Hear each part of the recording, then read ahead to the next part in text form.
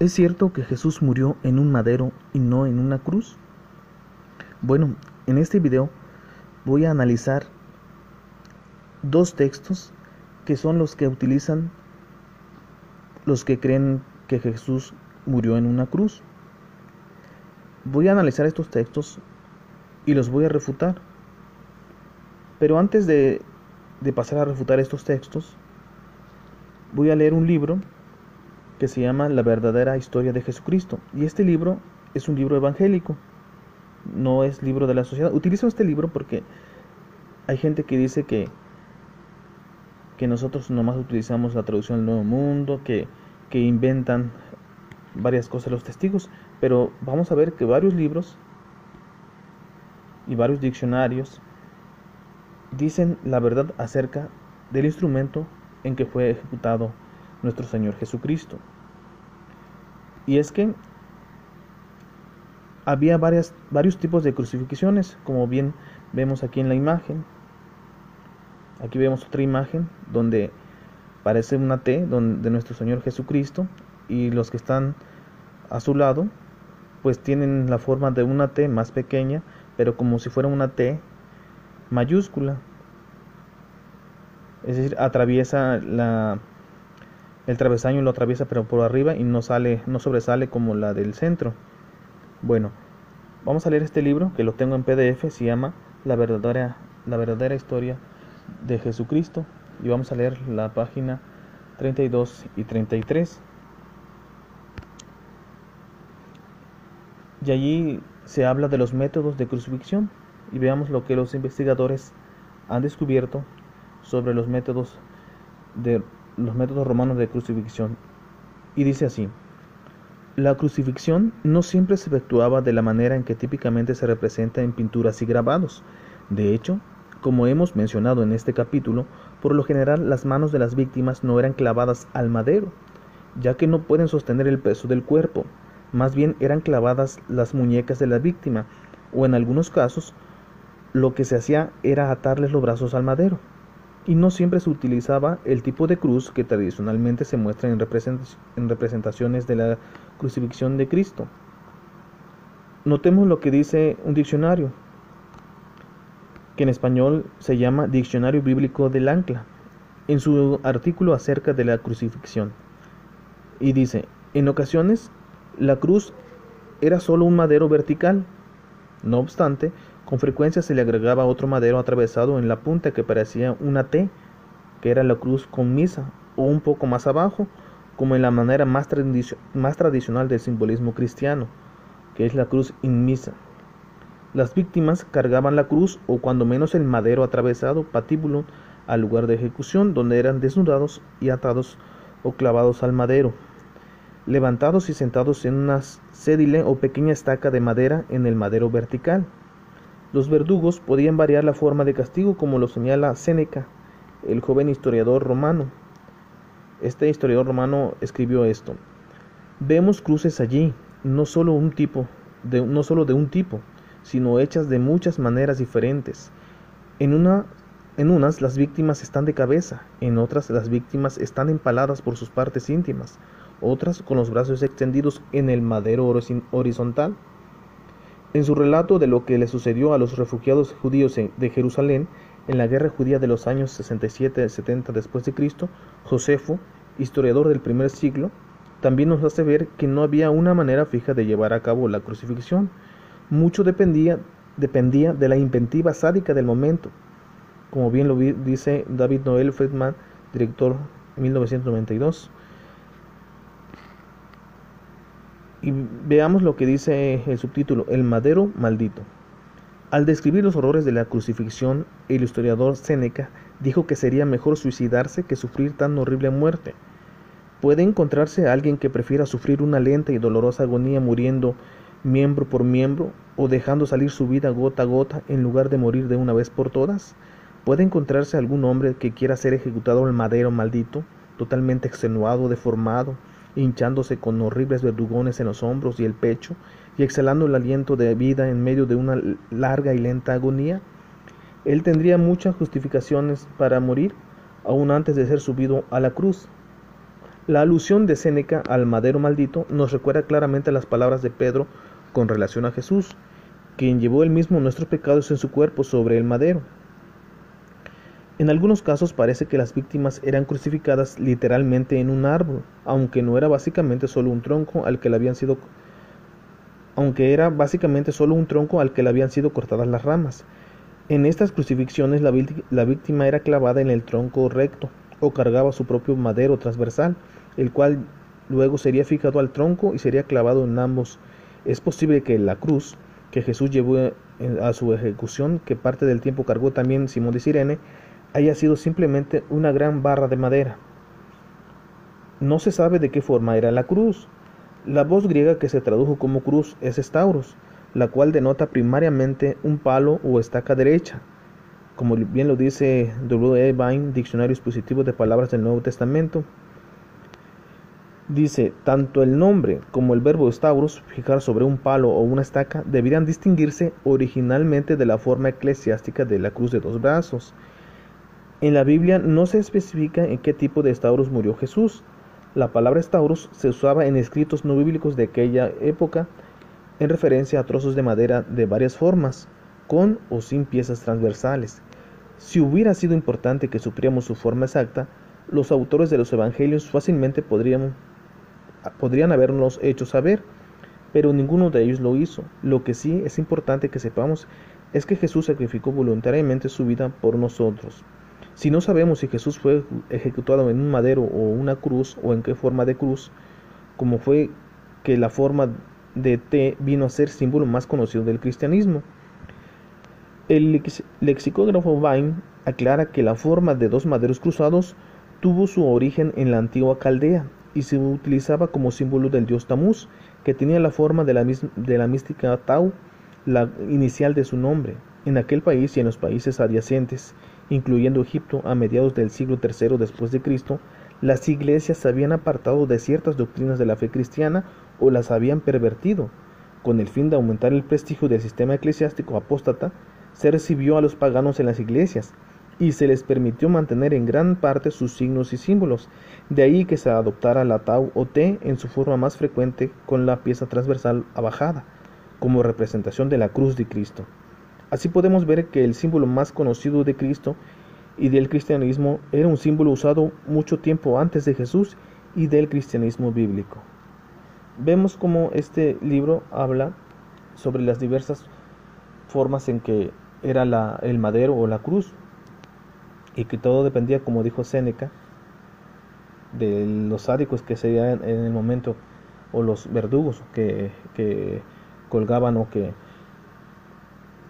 crucificaban, bien dicho, porque era diversas las formas, no era la misma forma en que todos los mataban colgándolos de una cruz, como tradicionalmente se representa a Jesucristo. Eran diversas formas las que tenían para matarlos a los malhechores, como vimos bien. Pero ¿qué hay de los textos que presentan como prueba infalible? Bueno, vamos a verlos en la Biblia. Y la primera es Juan 20:25. Y es que aquí se habla de clavos en las manos, clavos en plural. Entonces dicen, pues son varios clavos. Eso significa que era un clavo en cada mano, porque habla en plural, o sea, de clavos. Pero vamos a analizar bien aquí el versículo 25. Vamos en la Reina Valera, vamos a leerlo y analizarlo, que es lo importante para ver el lenguaje bíblico y si aplica aquí esa prueba irrefutable que ellos dicen. Vamos a ver. Y es que dicen que si eran clavos, indica que eran las manos extendidas a los lados, y eso indicaría que era una cruz, porque se habla no de un clavo, se habla de clavos en plural. Vamos a ver el texto en la Reina Valera del 60, Juan 20:25 dice: Le dijeron pues los otros discípulos al Señor: Hemos visto. Él les dijo: Si no viere en sus manos la señal de los clavos, y metiere mi dedo en el lugar de los clavos, y metiere mi mano en su costado, no creeré. Bueno, Sí, sí dice aquí en plural, pero vamos a ver bien. Primero dice, si no metiere, dice, si no viere en sus manos la señal de los clavos, dice la señal de los clavos, clavos es en plural, pero fíjense lo que viene, bueno, primero, repetimos, dice la señal de los clavos, es decir que son más de un clavo, más de un clavo. Y luego dice, y metiere mi dedo en el lugar de los clavos. Vamos analizando esto. Dice que hubo un lugar que había varios clavos. Dice, el lugar de los clavos. La pregunta es esta. ¿Hubo un lugar donde hubo varios clavos? Porque aquí está en plural. Porque si es un lugar, debe ser un clavo. Dice, el lugar de los clavos. Vemos cómo el lenguaje bíblico no nos está diciendo que había varios clavos en ese lugar. Dice, en el lugar de los clavos.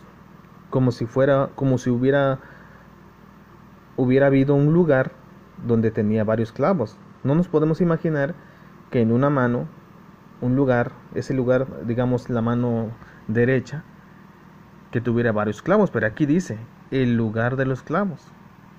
Vemos que tampoco puede probar Juan 20:25, el que sea plural, la señal de los clavos. ¿Por qué? Porque más adelante dice, lugar de los clavos. No hubo un lugar con varios clavos. Eso no prueba nada. Tendríamos que ver más textos que nos confirmen que realmente murió en una cruz o en un madero. Ahora, dicen que al tener varios clavos, eso indica que tenía las manos extendidas a los lados.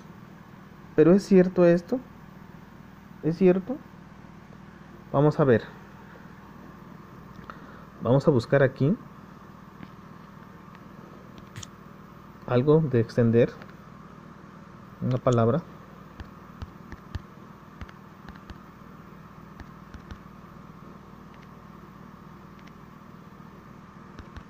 En el diccionario, no en la Biblia, para ver.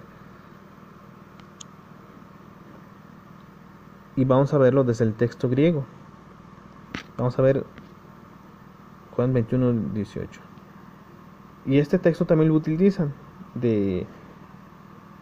sobre Pedro, que dicen que Pedro moriría igual que Jesús, porque dice, de cierto te digo, de cierto te digo, cuando eras más joven te ceñías e ibas a donde querías, mas cuando ya seas viejo extenderás tus manos y te ceñirá otro y te llevará donde no quieras. Bueno, aquí está el texto. Ahora lo que nos ocupa es el texto, en la palabra extenderás, que está bajo la numeración 1614, y vamos a ver en el Strong qué dice sobre esta palabra de extender, si significa solamente extender a los lados.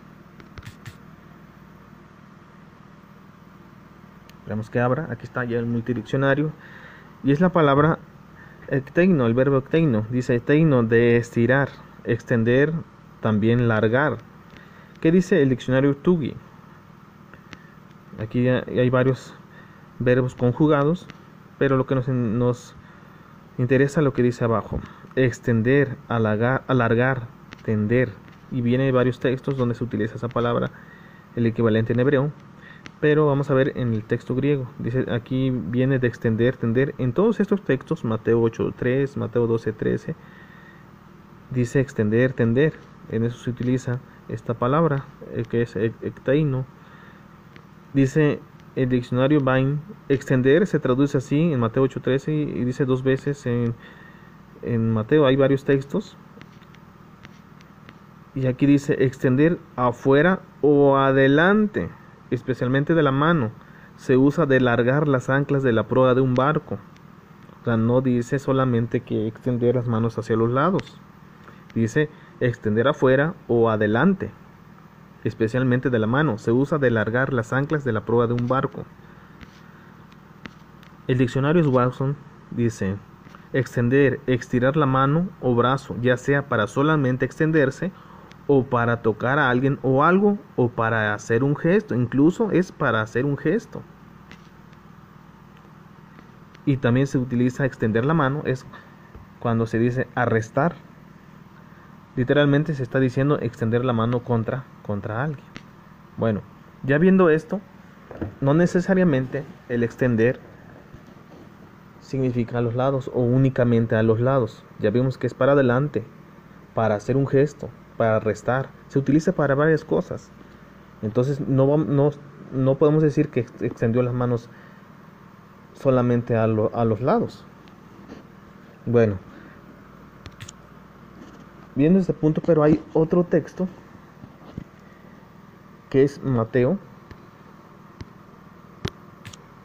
Vamos a buscar el libro de Mateo 27, 37 y vean por qué. Y dicen que este texto no deja lugar a dudas y que no puede ser con las manos juntas sobre un madero como lo representa la sociedad Westover, porque dice aquí Mateo 27:37: y pusieron sobre su cabeza su causa escrita: este es Jesús, el Rey de los judíos. Bueno, dice, y pusieron sobre su cabeza. Entonces quiere decir, ellos dicen que si dice que pusieron sobre su cabeza, hubieran dicho que pusieron sobre sus manos. Porque si dice que sobre su cabeza es porque tenía las manos extendidas y estaba sobre su cabeza. Pero ¿esto es cierto? ¿Así? Dice, veamos bien, y pusieron sobre su cabeza. Vamos a ver otro texto que nos quede en la mente esto. Dice que el letrero estaba sobre su cabeza. Vamos a ver otro texto que habla también del mismo. A ver, es Juan 19. Habla de lo mismo, del mismo acontecimiento. Dice, escribió también Pilato un título que puso sobre la cruz, el cual decía: Jesús Nazareno, Rey de los judíos. Vemos aquí ya no dice sobre la cabeza, dice sobre la cruz. Entonces, si es así como lo representa la cristiandad, de Jesús con las manos extendidas y con la cruz así como en forma de T minúscula, entonces no está sobre su cabeza, está sobre la cruz, como bien dice aquí Juan 19:19. No está sobre la cabeza. Pero ¿qué pasa? Los que dicen que es sobre la cruz, que murió Jesús, pues solo utilizan Mateo 27:37 y ni siquiera mencionan Juan 19:19, porque aquí no dice sobre la cabeza, dice sobre la cruz, es decir, encima de la cruz. Con esto concluiríamos que Jesús murió, si es así como dicen. Vamos a pensar como ellos piensan, como ellos creen. Entonces la cruz no sería como la T minúscula, sería como la tau griega, o como la T mayúscula, que no tendría, después de la cruz del travesaño, que no tendría una parte que sobresale. Así sí podría estar al mismo tiempo sobre la cruz y al mismo tiempo sobre la cabeza. Pero vemos que la cristiandad no lo representa de esa manera, sino como una T minúscula. Entonces hay que poner atención a esto. ¿Qué nos dice esto? La Biblia no nos dice de qué forma era el instrumento donde murió nuestro Señor Jesucristo. No lo dice. Pero según la palabra griega, stauros, creemos que es un poste vertical porque ese era su significado primario. La cruz se fue utilizando ya después. Con el uso se fue quedando como el madero con el patíbulo o el travesaño. Con el uso, con el tiempo, incluso en griego, en la actualidad, la cruz roja se le dice así, se le dice stauros. ¿Por qué? Por el uso, pero eso fue ya después del siglo IV. Antes, cuando se escribió la Biblia, el stauros significaba una estaca vertical, un madero. De hecho, se utiliza también la palabra griega julón porque era madero. Ahora, no dice, la traducción del Nuevo Mundo no solamente dice madero de tormento. ¿Pero por qué? ¿Por qué? Vamos a ver, tiene que ver también con otra investigación. Ahora vamos a ver un diccionario católico que se llama, es un diccionario ya viejo, y lo tengo en PDF también. Dice, se llama Diccionario de Teología Dogmática, y en la página 95 vamos a ver algo que nos interesa. Vamos a ver, esperamos que abra rápido. En la página 95, aquí está ya, dice así, vamos a aumentarle el zoom. Dice cruz, y aquí entre paréntesis viene el significado. Dice el del latín crux, que significa tormento, del verbo cruciare. Dice, este suplicio infamante y cruel se hallaba en el derecho romano en lo más alto de la escala de las penas capitales, y fue usado primero por los persas e introducido más tarde en Grecia por Alejandro Magno. Los romanos lo copiaron de Cartago. Bueno, volvemos, dice cruz, del latín crux, que significa tormento, del verbo cruciare. Bueno, entonces, si dice que la cruz, que esa es la traducción de Stauros al latín, es tormento, y julón es madero, por decir que era de madera, como lo dicen los católicos, entonces tenemos un madero de tormento. Pero la realidad es que no tenemos un texto que nos diga claramente cuál era la forma en que murió Jesús. Solamente tenemos las palabras originales griegas, que es Stauros y julón, y las dos significaban primariamente un madero.